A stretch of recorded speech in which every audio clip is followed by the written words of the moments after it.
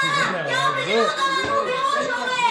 घर के लोगों को जब खबर हुई तो आकर उठा ले गए, देखकर बेहोश हुए। माँ सरियानी बेटी रो रही थी। जब होश आया तो माँ ने हाल पूछा, बोले पहले ये बताओ कि मेरे रसूल सल्लल्लाहु अलैहि वसल्लम का हाल क्या है। जब तक मैं उन्हें अपनी आंखों से न देखूंगा कुछ नहीं कहूंगा। हज़रत अबू बकर रज़ियल्लाहु ताला अन्हु की उन कोशिशों से बहुत से लोग मुसलमान हो गए, जिनमें हज़रत उस्मान गनी रज़ियल्लाहु ताला अन्हु, हज़रत अब्दुर्रहमान बिन औफ रज़ियल्लाहु ताला अन्हु, हज़रत ज़ुबैर रज़ियल्लाहु ताला अन्हु, हज़रत अबू उबैदा रज़ियल्लाहु ताला अन्हु और हज़रत साद बिन इब्न वक़ास रज़ियल्लाहु ताला अन्हु। ये पांचों तो आशिरा मुबश्शिरा ही में से हैं, मगर ये जो गुलाम मुसलमान हो जाते थे, इन पर इनके आका अल्लाह ताला से जुल्म करते थे और बुरी तरह सताते थे। आपने बारी बारी रकमें देकर बहुतों को इस जुल्म से छुड़ाया। हिजरत,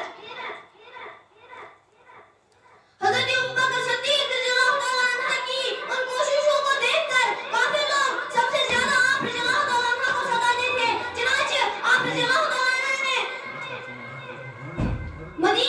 मदीना जाने की इजाजत चाही, लेकिन आप सल्लल्लाहु अलैहि वसल्लम ने फरमाया जल्दी न करो। जब सारी दुनिया के सरदार हज़रत मोहम्मद सल्लल्लाहु अलैहि वसल्लम को हिजरत जाने का हुक्म मिला तो अबू बकर रज़ियल्लाहु ताला अन्हु को भी साथ ले गए।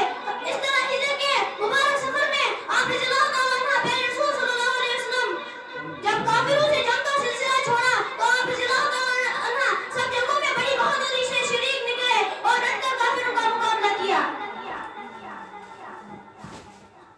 खिलाफत, प्यारे रसूल सल्लल्लाहु अलैहि वसल्लम ने अपनी बीमारी के ज़माने में हज़रत अबू बकर सिद्दीक़ रज़ियल्लाहु ताला अन्हु ही को अपनी जगह इमाम बनाया। इसलिए मुसलमानों ने प्यारे रसूल सल्लल्लाहु अलैहि वसल्लम के बाद हज़रत अबू बकर रज़ियल्लाहु ताला अन्हु ही को अपनी जगह इमाम बनाया।